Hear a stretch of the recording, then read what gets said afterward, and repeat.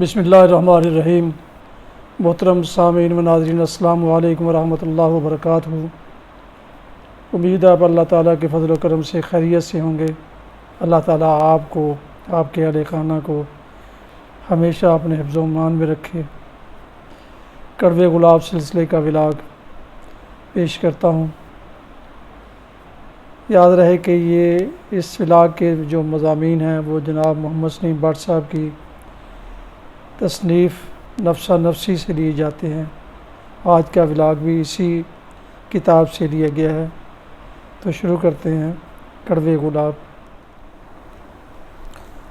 عنوان ہے سرکار کے ملازم اور بین الاقوامی اعداد و شمار کے مطابق اور مروجہ قوانین کے برعکس پاکستان ٹیکس دہندگان میں سب سے زیادہ پرسنٹیج سرکاری ملازمین کی ہے۔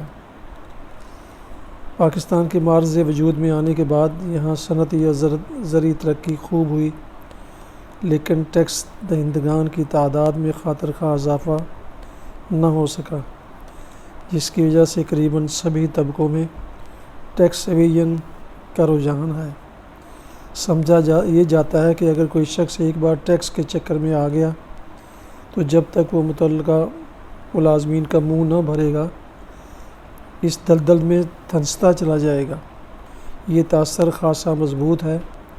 یہی وجہ ہے کہ پچھلی کئی دہائیوں سے حکومتوں کے لاکھ جتن، بے شمار مراعات، سہولیات اور ترغیبات بھی کارگر ثابت نہیں ہوئیں اور صنعتی اور زرعی طبقات ٹس سے ماس نہیں ہوئے۔ لہٰذا جب بھی ٹیکس کا کوئی منصوبہ بنا اور اس کا اعلان ہوا، سب طبقوں نے من حیث الجماعت مظاہرے اور ہڑتالیں شروع کر دیں۔ عجیب صورتحال یہ ہے کہ ہمارے ہاں کاروباری ترقی دن دگنی اور رات چوگنی ہو گئی ہے، لیکن سرکار کی مالی حالت دن بدن ابتر سے ابتر ہوتی چلی جا رہی ہے۔ اس میں بڑا ہاتھ ایکسائز، کسٹم اور محاصل جمع کرنے والے محکمہ جات کا ہے اور کچھ قصور چیکنگ کے نظام کا۔ نیز گاہک بھی خریداری کے وقت رسید پر اصرار کے عادی نہیں ہیں۔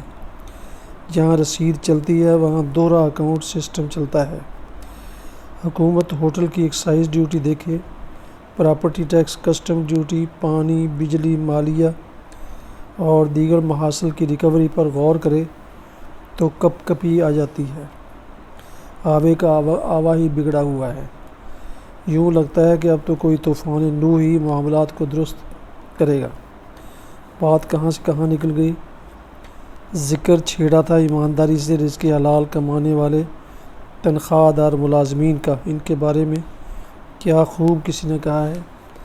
پہلے 10 دن عیاشی کے، دوسرے 10 دن تنگ دستی کے اور آخری 10 دن فاقہ کشی کے، اور اگر مہینہ 31 دنوں کا ہے تو اوپر کا دن خودکشی کا یا آخری 11 دن اپہار کے۔ محسوس کریں کہ تنگ دستی کے اکٹھے 10 دن گزارنا کس قدر دشوار اور کٹھن ہے۔ ہم ان کی تنخواہ بڑھا نہیں سکتے تو ان کے مشکل دنوں کو تقسیم ضرور کر سکتے ہیں۔ اس طرح کے سرکاری ملازمین کو ماہوار کی بجائے تنخواہ ہفتہ وار دی جائے، جس سے فاقہ مستی کے یہ دن 4 جگہ تقسیم ہو جائیں گے، اکٹھے اوپر نیچے نہیں آئیں گے۔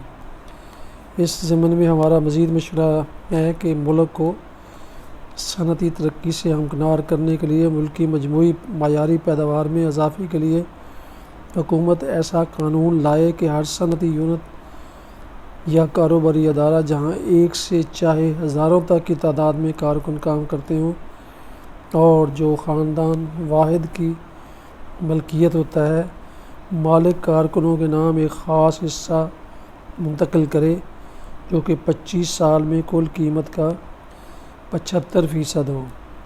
یوں ہر سال مالک کا حصہ کم ہوتا جائے اور کارکن حصے دار بنتے جائیں۔ پھر دیکھیے کہ وہ کس دل جمعی سے کام کر کے بہتر سے بہتر، عمدہ سے عمدہ پیداوار دیں گے اور صنعت کو 4 چاند لگا دیں گے، کیونکہ اس صنعت کے مستقبل سے ان کا مستقبل نہ صرف وابستہ ہوگا بلکہ خوشحالی کا ضامن بھی۔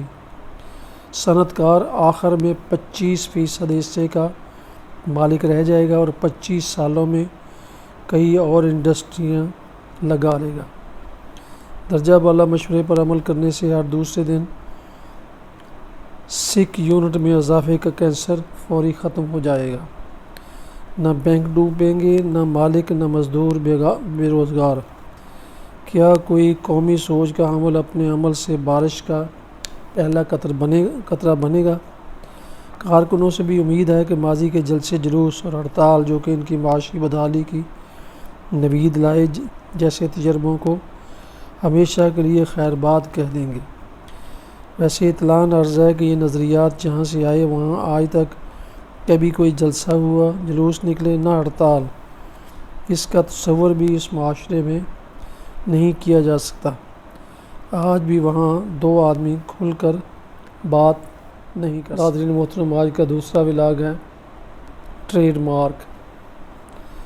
آئے دن اخبارات میں سنسنی خیز، حیرت انگیز، ہولناک اور خطرناک قسم کی خبریں بھرپور انداز سے شائع ہوتی ہیں کہ ہائی وے پر ایک بس ڈاکوؤں نے چھین لی، مسافروں کو لوٹا، انہیں ہر شے سے محروم کر دیا اور بس لے کر چلتے بنے۔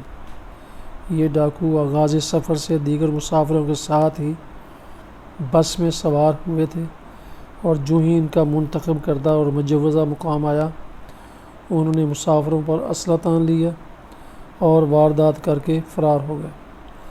ان دلیروں، شیروں اور ایسی تمام وارداتوں میں سے کسی ایک ڈاکے کے شرکاء میں سے ایک آدھ اگر اپنی مرضی یا کوتاہی کے باعث قابو میں آ جاتا ہے تو پتہ چلتا ہے کہ ڈاکہ زنی اس کا پیشہ ہے۔ عام افواہ یہ ہے کہ یہ سب ایک طے شدہ پروگرام کے تحت ہوتا ہے۔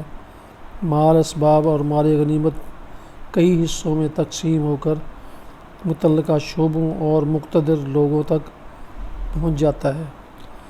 شہ سرخی کے ساتھ اخبارات میں شائع شدہ ایک ایسی خبر آپ کو اب تک یاد ہوگی کہ ڈاکوؤں نے جب مشکل تمام ایک بس لوٹی تو مسافروں کی بدحالی کی وجہ سے کل مال غنیمت 50,000 نکلا۔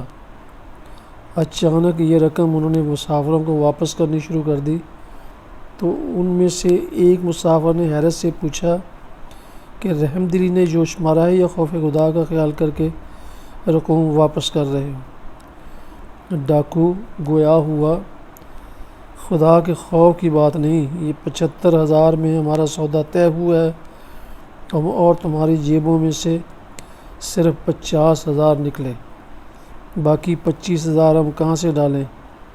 کیا خوب سچائی ہے! کیا ہی اچھا ہو کہ جس ملزم کو عدالت عالیہ مجرم ثابت کر کے حکم نامے پر اپنی مہر ثابت کر دے، سزا کے ساتھ اس کے ماتھے پر ایک مخصوص نشان بھی پرندہ کر دیا جائے تاکہ لوگ معاشرے کے ان چلتے پھرتے اور جیتے جاگتے ناسوروں سے ہوشیار رہیں اور یہ مجرم ندامت میں مبتلا رہیں اور نو آموز ان سے سبق سیکھیں اور ایسی حرکتیں سرزد نہ ہوں۔ چور کے ماتھے پر گرم لوہے سے چ، ڈاکو کے ڈال، دھوکے باز کے دال اور قاتل کے ماتھے پر کاف کنندہ کر دیا جائے جو رسید رہے اور بوقت ضرورت کام آئے۔ ناظرین و سامعین محترم، ابھی آپ دیکھ رہے تھے اور سن رہے تھے کڑوے گلاب سلسلے کے 2 مضامین جن کے عنوان تھے سرکار کے ملازم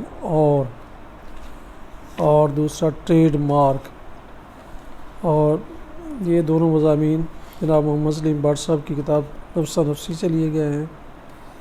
جن دوستوں نے ابھی تک میرے یوٹیوب چینل BA رشیدی کو سبسکرائب نہیں کیا، ان سے گزارش ہے کہ وہ اسے سبسکرائب کر کے بیل آئیکن کو پریس کرنا نہ بھولیں تاکہ آئندہ آنے والے ایسے دلچسپ اور معلوماتی ولاگز ان کو باقاعدہ اور بر وقت ملتے رہیں۔